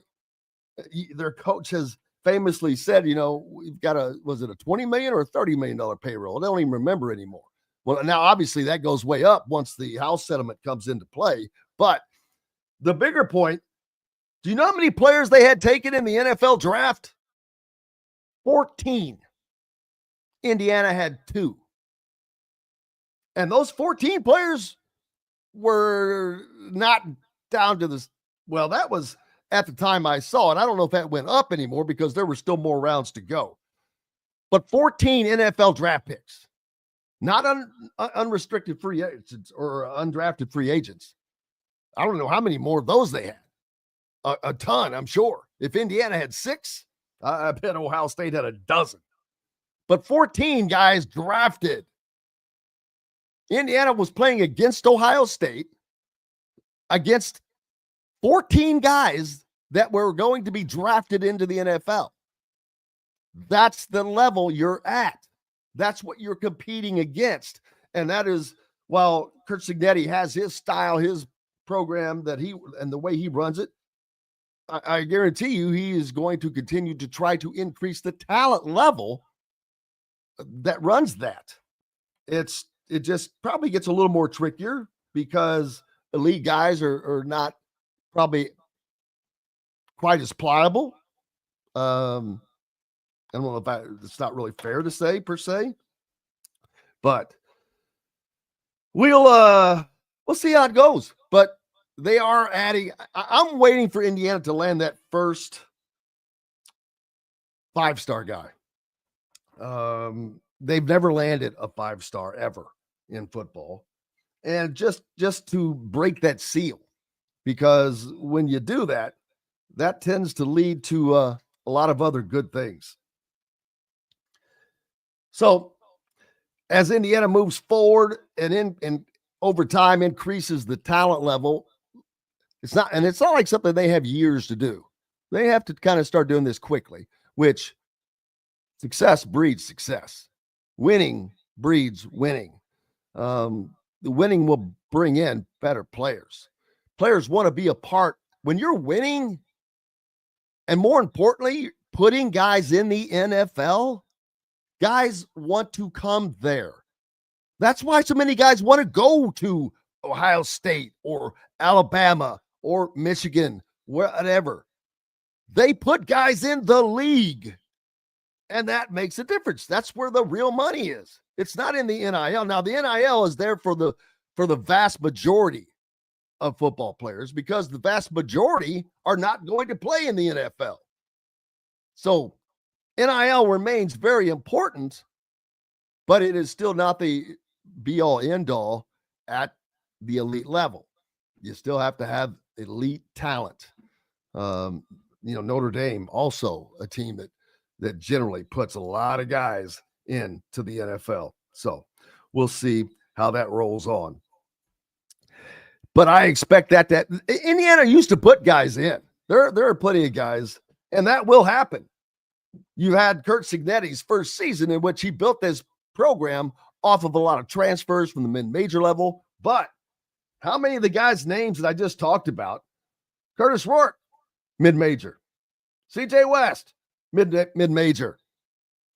The undrafted free agents, Jalen Walker, James Carpenter, Miles Price, Keyshawn Williams, Zach Horton. Other than Trey Wettig, which I believe is already at Indiana. But those first 5 guys, I believe they were all mid-major guys. Still got drafted into the NFL, which is great. Now they need to move that up and start pulling in the elite players like I have mentioned. Comments. Bill says, go to the CFP again this year. The 5 stars could follow then. Well, no doubt. Winning will breed that. And it is going to take consistency. It's going to take more than a season because a lot of people will look at that as a flash in the pan. And I get that. Why would you not? The Indiana football program was a walking corpse, and until it wasn't, and now it's not. And there will be no worries about, at least in my mind, there's no worries that Indiana will back up what they did last season. And as long as they stay relatively healthy, which is always the case, but that is not going to be a problem. Like I said, I think they're going to be better. So I'm looking forward to it. Can't wait. I'll be honest with you. I'm really looking forward to rosters being set. It's tiring having to chase that stuff. Wonder, oh, who's this and who's that? So we'll keep doing it because that's the deal. And unfortunately, that's how it will be until it's not, until they get some guardrails on slowing this down. That's the thing I hate is just the ability is there to sign multi-year deals with players. Don't worry, but if you're smart, you don't unless you get a hell of a deal. So, but we'll see that and much more. We're going to take a pause for the cause. Back with more from the Hard Truth Distilling Company studios after these messages. Located on 325 acres in beautiful Brown County, Indiana, Hard Truth Distilling Company is the biggest and the best craft distillery around. While Hard Truth is already known for producing internationally awarded whiskeys and spirits like Hard Truth's sour mash bourbons, sweet mash, and hard road ryes, as well as their cinnamon vodka and the always popular toasted coconut rum. Hard Truth Distillery offers so much more. With a full-service restaurant, ATV, and distillery tours, as well as live music, you can spend an entire day at Hard Truth Distillery while making your entire family or group happy. And that's the Hard Truth. Hard Truth products are available across Indiana, as well as many other states. So no matter where you shop, if they don't carry your favorite Hard Truth product, tell them you want the truth, the Hard Truth. Hard Truth Distilling Company encourages you to enjoy all of their products responsibly and to never drink and drive. Welcome back to the Hard Truth Distilling Company studios on this Monday. Appreciate you being with us and along for the ride. Jim Coyle with you as always. And it has been not the day I'd hoped for.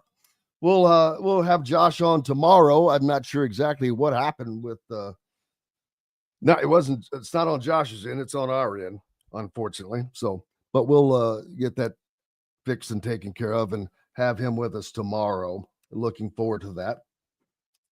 As Indiana gets closer and closer to filling up those spots and getting to it, because come June, everybody will be on campus and rolling, and that's for everything, and get in line as everything else will get going then. And like I said, in the month of June, you've got a lot of the all-star action going on.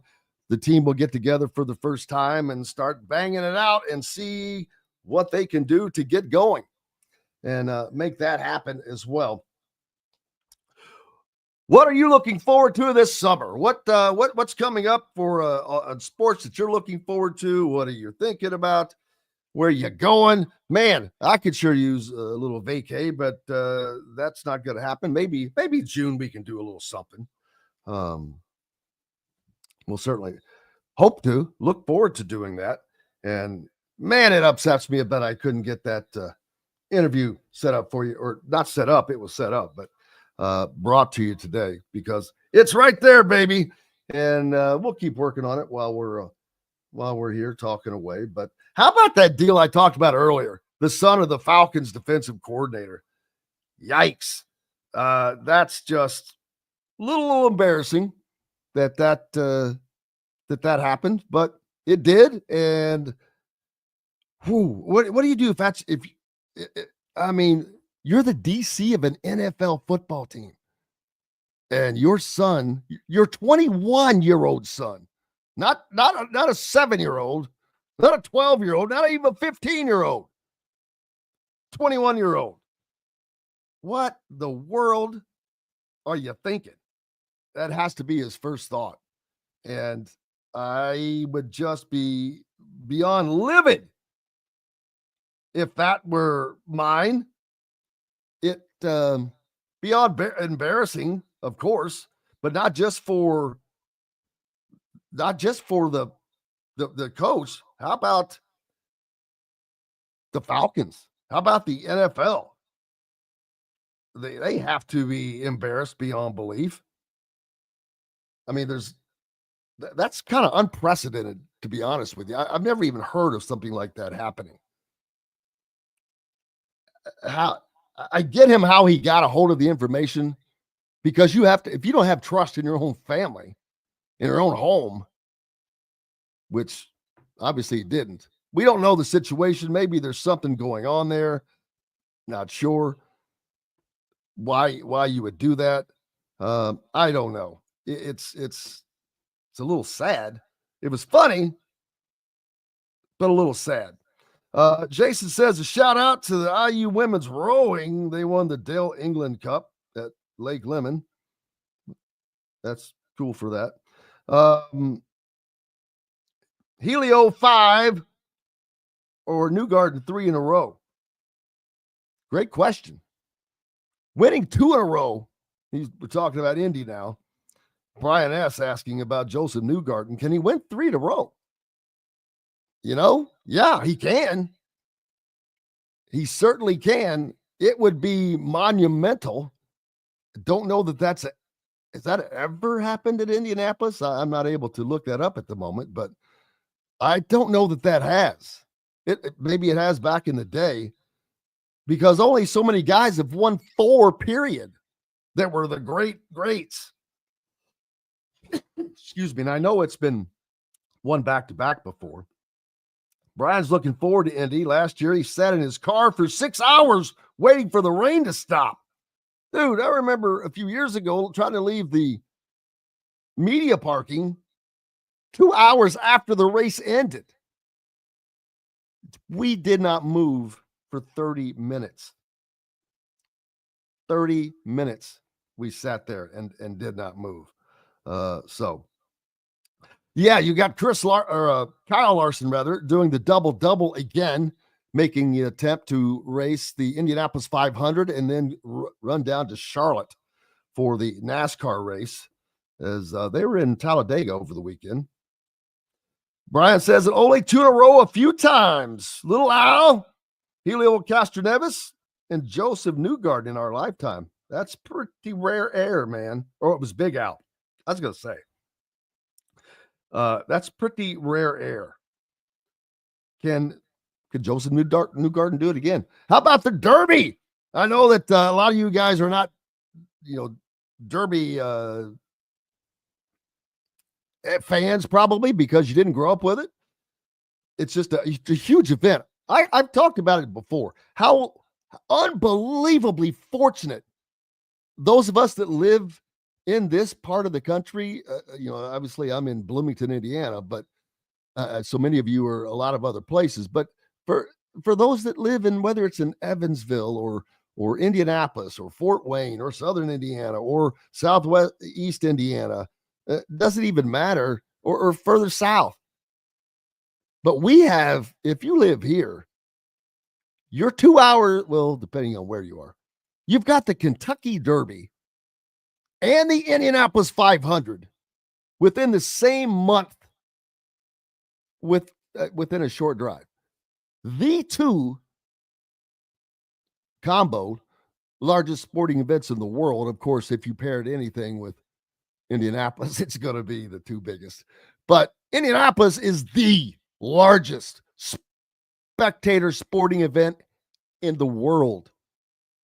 330,000 people in one location. That's not a city. It becomes a city in and of itself. I believe that each running of the Indianapolis 500 Speedway becomes the second largest city in Indiana. That's nuts. I mean, you think about that. That's the Derby gets anywhere from 150, 160. They've gotten up to 170, but I think because of many of the changes of the configuration, that has been different. But Think about that. There's 500,000 people between those two events. That's a lot of people. And we have it all right here. All the eyes are focused on this area. And it has nothing to do with basketball. How funny is that? These two states love basketball more than anything. And one has the largest sporting event in the world. The other one has one of the most well-known and largest attended sporting events in the world. Neither are basketball. I just find that ironic. Brian thinks Pato Award is due. You know, I love that he's got that Irish name, but he's not really. He's not really Irish, is he? Brian, I'd like to see Ed Carpenter get one. Brian says the Fort Wayne's population is 269.9, so about 270. That's a little over the grandstands at Indy. Yeah, but Indy draws more than 269,000 each year. That may be more than the grandstands, but that's not counting the infield or whatever else, because they get up to 330,000 people each year. But we're looking forward to it. And can you imagine? But think about that right there. The entire city of Fort Wayne in one spot at one time.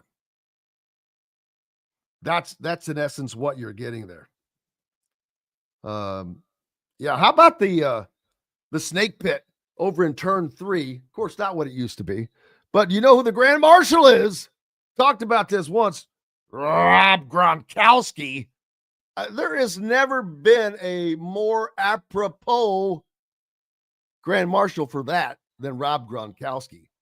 But the snake pit, not what it used to be. The Kentucky Derby infield, not what it used to be at all either.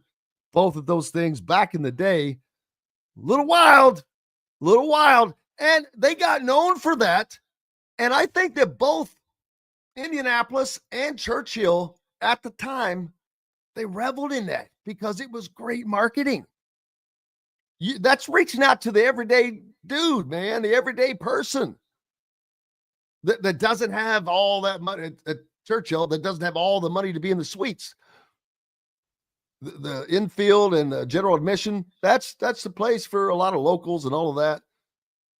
But man, it used to be a lot bigger, a lot crazier. They kept shrinking it down. They put different things up. It's the same with Indianapolis. They kind of started to sour on the debauchery and whatnot that they were known for going on in the snake pit. It didn't get the nickname as the snake pit for no reason. So you got that going for you, which is nice. We're going to take a break. Get back here and finish things out. Hope you're having a great day. Back with more from the Hard Truth Distilling Company studios right after these messages. If you're looking for a new home in the Indianapolis area, you need Cheryl Sizemore from Brick and Ivy Realty. Cheryl Sizemore has over 2 decades of experience, and that could be the difference in getting the home you want in today's tough housing market. Reach out to Cheryl at CherylSizemore@gmail.com or 317-701-0838. That's 317-701-0838. Let Cheryl Sizemore sell or find your new home today.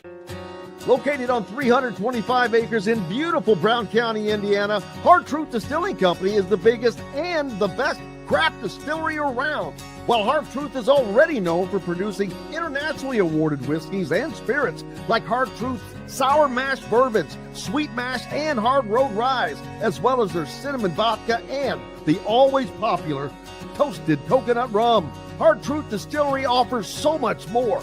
With a full-service restaurant, ATV, and distillery tours, as well as live music, you can spend an entire day at Hard Truth Distillery while making your entire family or group happy. And that's the Hard Truth. Hard Truth products are available across Indiana, as well as many other states. So no matter where you shop, if they don't carry your favorite Hard Truth product, tell them you want the truth, the Hard Truth. Hard Truth Distilling Company encourages you to enjoy all of their products responsibly and to never drink and drive.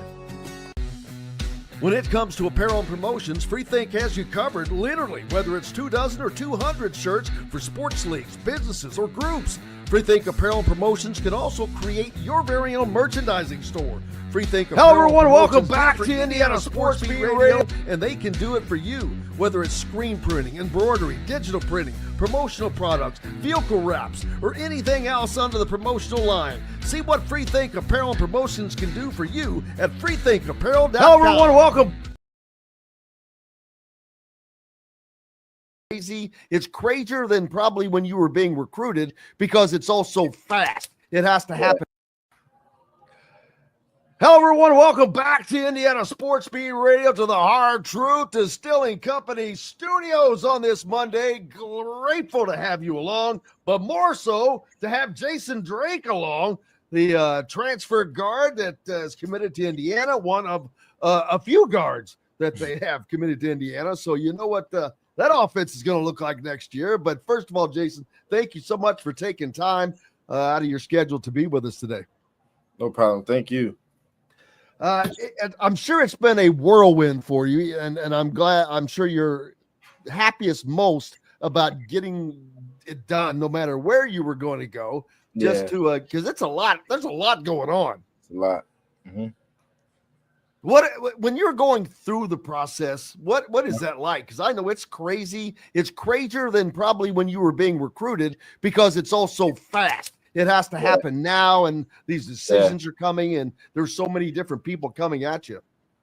Yeah, I mean, really just it kind of reminds me of like out of high school again, like getting recruited all over again. And I mean, just getting the constant calls and just hearing from this coach to that coach and different, like just, I mean, it was kind of stressful. It was a stressful kind of, because it's my last 2 years, because I have another year. So it was a really hard decision, but Indiana came along really fast, and like they were really serious, and I really enjoyed it.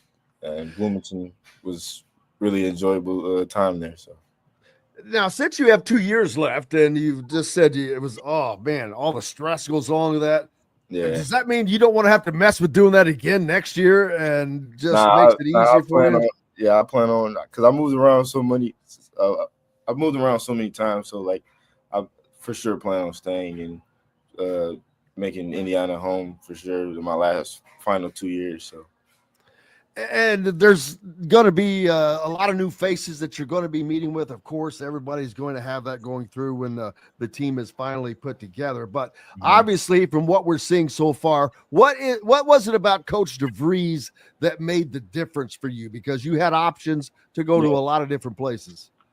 I mean, really, he was just so pretty hands-on, and he really, I liked how he kind of showed me how I was going to be able to fit in on the new team and the new offense, and he gave me a plan, and he really just gave me the same kind of confidence that I once had at Drexel, and I feel like I can. And really the coaching staff too. Like, even though we're still trying to figure out the whole coaching staff, I really enjoy it. I really enjoy it's not you're not alone there, brother. We are too. Yeah, I mean, I really like the coaching staff, and it was pretty good visit as well. So, what is it about the offense that you see? Because I don't know yet, but I can kind of get a pretty good indication of what's going to happen next year. And Indiana has been a slower running through the paint kind of an offense in the last few years. And this is not going to be that. Nah, not at all. It's for sure going to be a fast pace, get up and down, and open space, and get downhill, get shooters open for sure. Like, that's what Coach really loves. He loves shooters. We kind of like just about everybody on the roster can shoot. So it's really 39.6% from beyond the arc last year. That's not too bad, man. It's not too shabby. Yeah. I mean, this something that I've been working on every day, just about my sophomore year, just every day, just getting up shots and working and trying to be the best shooter I can be and best player overall. So once you made the decision and you got that out of the way, so what have you been able to do between then? Did Coach DeVries give you some suggestions of things like, here's some things you could work on, or we'd like to see you work on, or whatever, or what have you just done on your own?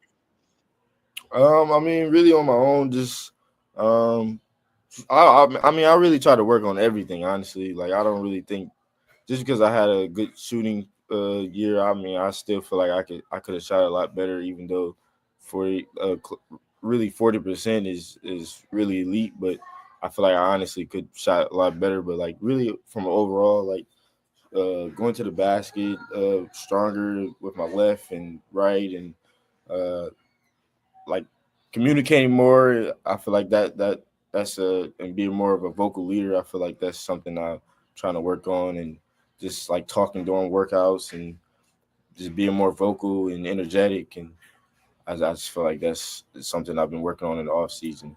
And I'm sure you were saving the 40% mark for your next season and the season after that, right? yeah, I'm trying to get 40 and above for sure. Yeah. I'm assuming you'll get to Bloomington in June when most guys get around sometime in June. Yeah. Mm-hmm. And so, are there any of the guys on the team that you have not necessarily relationships with, but have either played against, played with, played around, all that? Yeah. I mean, I'm on social media quite a bit, so I've seen a lot of these guys had quite a good year. But I played against Dor this season twice, and they beat us the first time at Drexel, and he didn't play the second game, so I won't. When I see him, I won't really talk about the second one.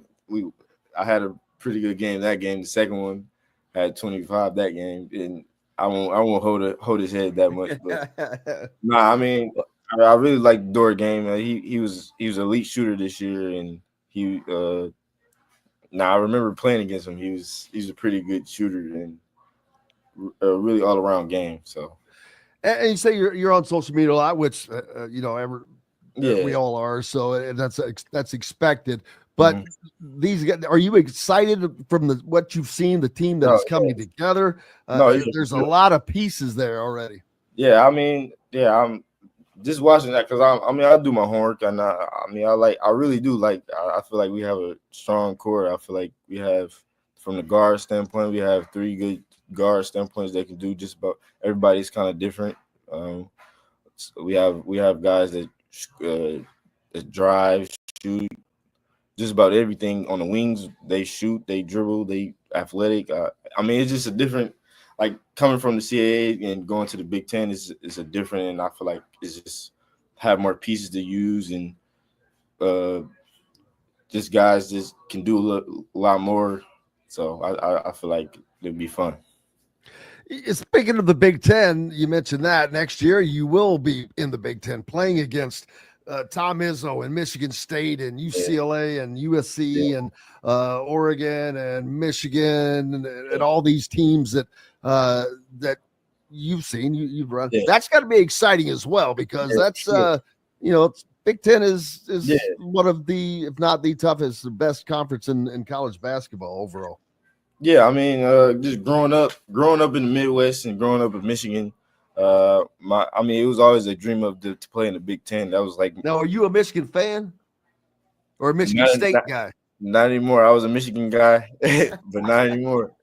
Those days are over now. So, but originally from where is Oak Park? It's like I would say like 10-15 minutes from Detroit. Oh, okay. So I grew up in Detroit, Metro Detroit area. So just a lot of hooping going on there, man. Yeah, we got a lot of guys that we got a lot of guys. I'm not gonna lie. Michigan's got an Indiana guy now. They've got Dusty May up there who's from Indiana. So it's an even swap. Yep. Yeah. Back to like growing up in Michigan, like it's been like I was always, my dad's a Michigan fan. My whole family, me and my dad really was only Michigan fans at first, and my whole family's a Michigan State fan. So that would be fun. Have you got him some IU gear yet? Yeah, we're gonna work. Well, when I get back, I'm sure gonna hook him up with some IU gear. But, well, you probably have some NIL, some of your own T-shirts going or something. And he's like, "Pops, yo, what? Hey, help me out here." No, yeah, we for sure working on that. I'm sure it's exciting for him, though, to see you playing in the Big Ten as well as it is going to be for you to play in the Big Ten and play against all these teams. And more importantly, Indiana is a program that is traditionally great. They're a great program, always have been, always will be. Right. The winning has not been where the fans would like for it to be, where the players would like for it to be, where anybody would like for it to be, because they're better than that. And it's just been a matter of time.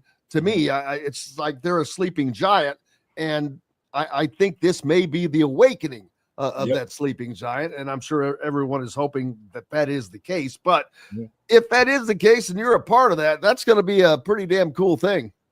Yeah, I mean, just growing up, my dream of mine is to always play on the highest stage, and Indiana being one of the greatest college basketball programs ever. That's a blessing. So I mean, my goal is for sure to go to the NCAA tournament and compete at the highest level. So I mean, I just feel like I feel like the pieces that we have, we for sure have a shot and to build something and to bring the Indiana basketball back to how it used to be. What is it that you like about, and I know that they're not done yet. They've got more pieces to add.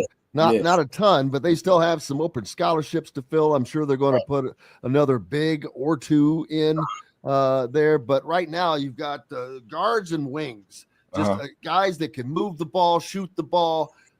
You're a defender. Speaking of defenders, yourself and who was? There's so many. I can't. The guy from Florida. Is it Josh Harris? Yep. Boy, I can't believe I pulled that one out. But it's also another good defender, though. But that's part of it. It's not just going to be shooting and all that. Yeah, they're great defense, and that's one of your specialties, man. You're a tough player, 6'2", kind of just a get after it, kind of a guard. Yeah.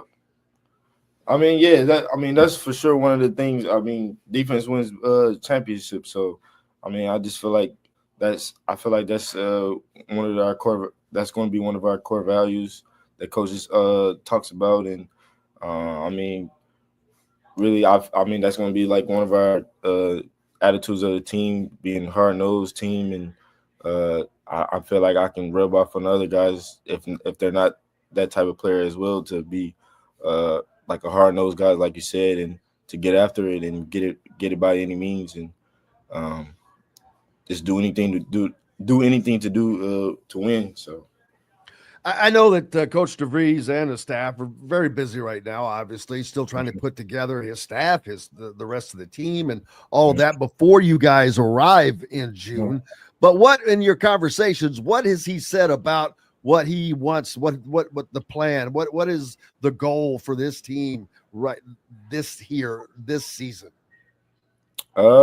I mean, the first thing when I seen Coach, like he said, he's trying to win a national championship. So we're putting the stakes high, and we're not just trying to get like a 20-win season and have a okay start to his legacy at Indiana. He's trying to win it all the first year. So I mean, that's what I like about the coach, and he wants to win. So and that's what I want to do. I've always been a winner. That's what I want to do. So winning's good. Winning's good. Winning works. Winning, I always say winning cures everything, man. Winning cures everything. That exactly.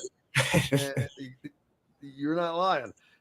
And so and basketball, winning basketball in any place is always fun, but there are certain places where it just means more. And Indiana is one of those places. Like I said earlier, they haven't had quite what they had the level that they're used to. But the fact that their fan base does not go away no matter what. So I'm kind of afraid to see what's going to happen if this reps up and gets back to or even close to the level of what Indiana is accustomed to, because the fan bases might go crazy.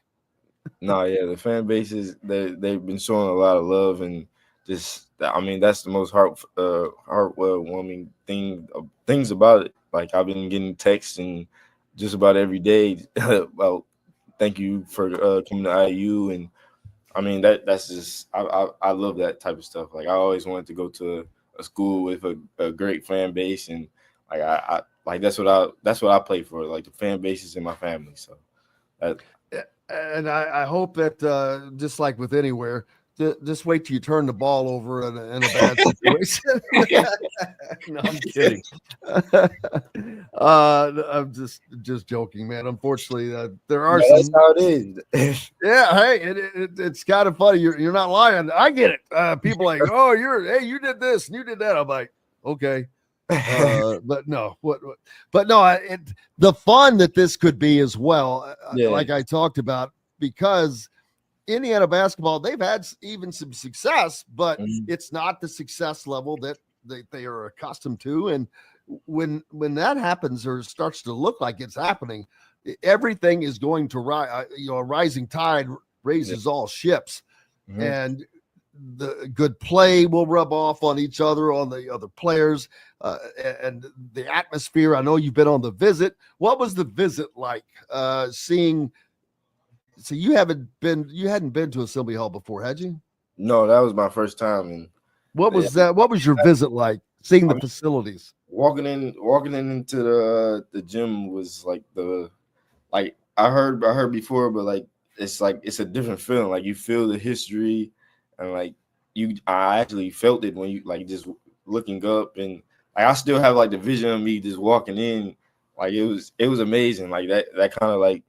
That kind of like helped me with my decision, honestly. Just walking into the gym, honestly.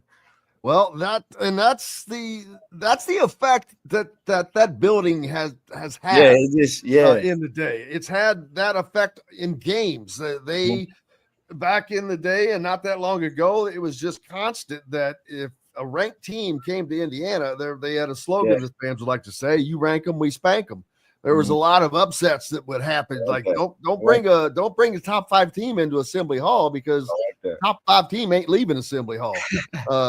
And it's a loud place because of how it's designed as well. And I'm sure you notice the uniqueness of how steep it goes up. Well, that makes it a very, very loud. It's like 2 theaters facing each other. Yeah. And the noise rains down, and as you'll find out when you play there this year. But it's just a fun looking place. And your dad, I know, being a basketball fan, he's obviously a great, big time knowledgeable about Indiana and the Big Ten and all that stuff. What's his thoughts been? What is he thinking about you coming to Indiana? I mean, he's still like I said, he's still trying to process everything, and I mean, this is probably one of his dreams too, like just to see his son to play it on the highest stage on the Big Ten, and like he's been receiving calls, and like he's very proud of me, and I'm very aware of that, and like that's also who I play for. My dad, like that's my number one fan. Like I get kind of emotional talking about my dad because how supportive he is, and the last 20 years, like he's just been supporting me every day, giving me the confidence that I always need, and being my best friend. So let's give him a shout out. What's Dad's name? He's Jason Senior. So that makes it easy, baby. Jason Drake Senior. Yeah, he's number 1. I'm number 2. Perfect. Well, that's easy to remember. Yeah. Well, yeah. So I hope he'll and being that you guys are close enough, he'll probably be able to make several games. He's gonna be there. He's for sure gonna be there. That's my guy. Shout out my What are you looking forward to most about? I know you arrive in June. Yeah. What are you looking forward to most? You'll meet the guys for the first time. Some guys that you have talked to on social media, like you said, but some guys that you've never met. and you guys are all going to come together. But what are you looking forward to first and most? Really just really just getting to work, honestly. Just I'm ready to get the workouts going, and I want to, because we're going to Puerto Rico. I'm ready for that, to go out there and play out there against the teams out there.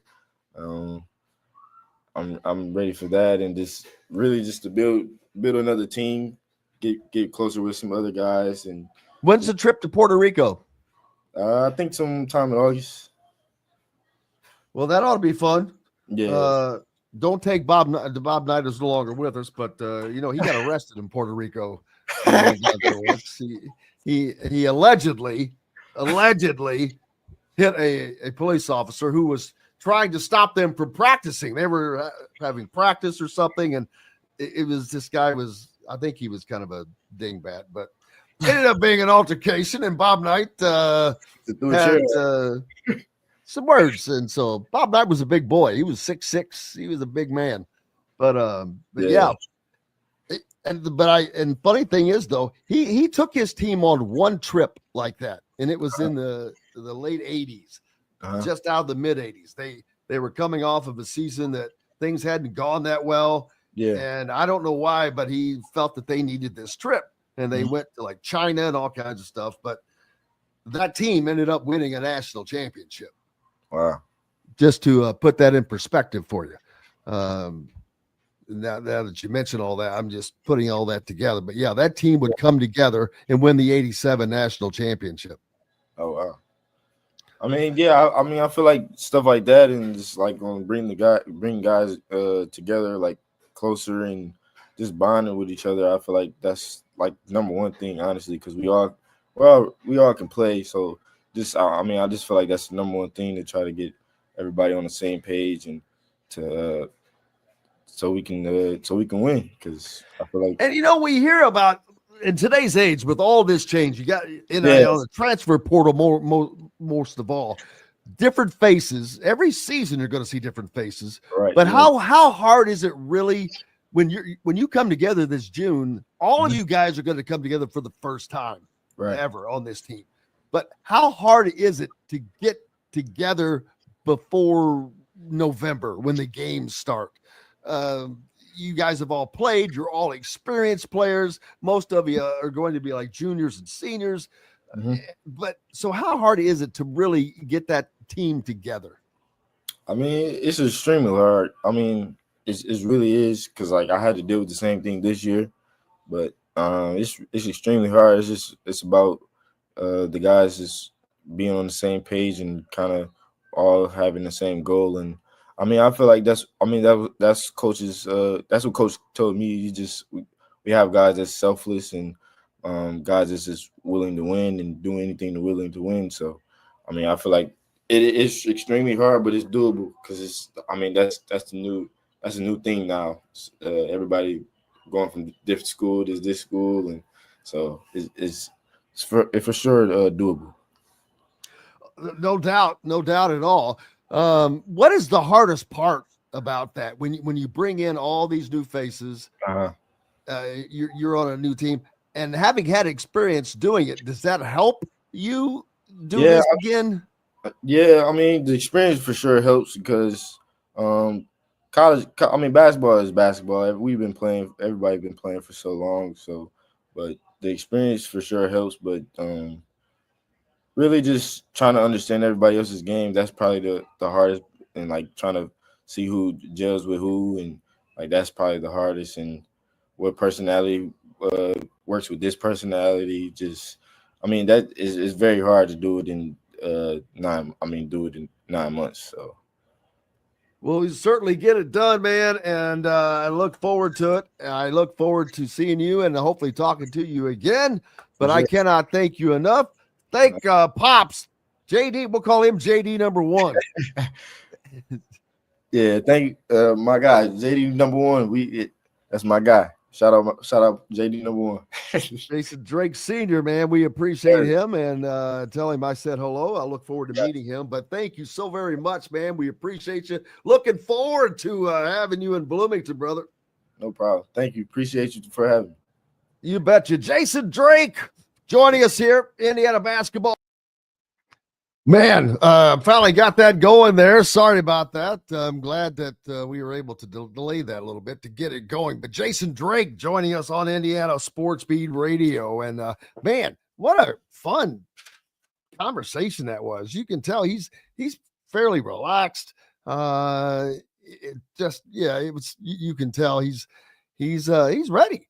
And he's known as a scrappy guard, a defender. He's 6'2". He's going to play some defense, man. And just listening to all the things that he had to say, it's going to be fun to watch this team come together. And it's going to be fun to watch them because I know that they may not have connections to Indiana. They didn't grow up. I mean, Jason, obviously, grew up a Michigan fan, but that's changing. That's changed. And now he is going to want to be a part of trying to regalvanize the Indiana basketball program. And I think virtually all of the guys that are going to be on that roster are going to be of that same mindset. I really do. And that is going to be a just such a huge departure. Not that people didn't want to win before, but there is a difference when you're truly committed to something and not yourself.